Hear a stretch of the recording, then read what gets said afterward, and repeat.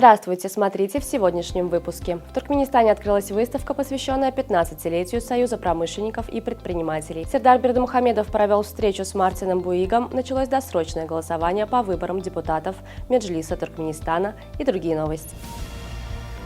В здании Торгово-промышленной палаты Туркменистана открылась выставка, посвященная 15-летию Союза промышленников и предпринимателей. По этому случаю президент Сердар Бердымухамедов направил ее участникам поздравительное обращение. Подчеркнув, что развитие частного сектора является приоритетным направлением национальной экономики, президент в частности отметил, что туркменские предприниматели достойно представляют государство на международном уровне и приумножают его авторитет. Выставка продолжит свою работу с 17 по 23 марта.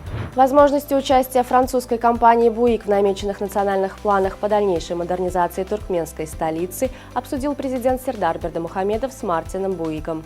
Президент Сердар Бердымухамедов дал высокую оценку деятельности «Буик» в Туркменистане. В ходе встречи бизнесмен проинформировал президента Сердара Бердымухамедова о положении дел на доверенных компанией объектах, а также озвучил новые предложения. В Туркменистане во всех избирательных округах началось досрочное голосование по выборам депутатов Меджлиса, членов вилаятских, городских и итрабских халк-маслахаты и генгешей.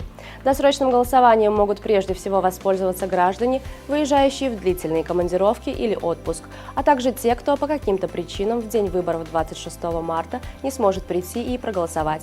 Все 2644 избирательных участка страны полностью готовы к работе. 42 избирательных участка организованы за рубежом при дипломатических миссиях Туркменистана. Казанский вертолетный завод ведет переговоры по поставке в Туркменистан 2 вертолетов Ми-8 и Ансат для медицинской службы. Об этом сообщил заместитель премьер-министра Татарстана, министр промышленности и торговли Олег Коробченко.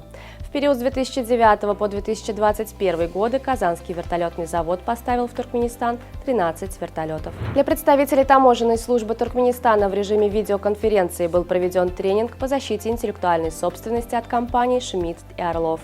На тренинге таможенникам была дана информация в отношении товарных знаков. Эксперты поделились материалами о фактах выявления контрафактной продукции, методах ее отличия от оригинала и практике защиты интеллектуальных прав на примере известных товарных брендов. Национальный лидер туркменского народа Гурбангулы Бердымухамедов на полях внеочередного саммита Организации тюркских государств в Анкаре провел встречу с президентом Узбекистана Шавкатом Мирзиёевым. Глава халк-маслахаты Туркменистана обсудил с Мирзиёевым выполнение практических работ по созданию приграничной торговой зоны Шават-Дашогуз. В ходе встречи были рассмотрены вопросы практической реализации договоренностей, достигнутых в ходе визитов на высшем уровне в прошлом году.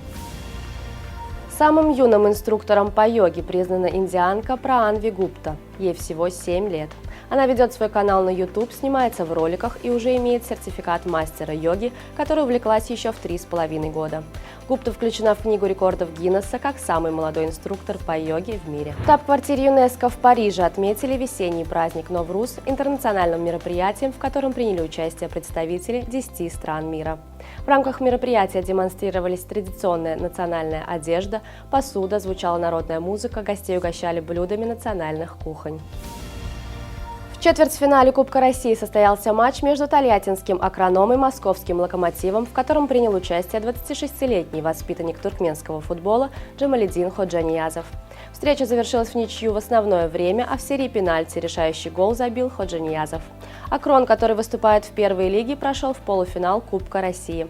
Джамалидин родился в городе Байрам-Али. В 2012 году он перешел из футбольной академии имени Юрия Коноплева в Санкт-Петербургский «Зенит» и в 17 лет дебютировал в чемпионате России, а также в квалификации Лиги чемпионов УЕФА. Джанни Инфантино во второй раз переизбрали на пост главы Международной федерации футбола. Выборы прошли в столице Руанды. Инфантино был единственным кандидатом на пост президента ФИФА. Его контракт рассчитан до 2027 года. 52-летний функционер возглавил ФИФА в 2016 году, в 2019 был избран на второй срок. На сегодня это все. Желаю вам хорошего завершения дня. Увидимся завтра. И не забывайте, что Туркменпортал – ваш самый надежный источник новостей.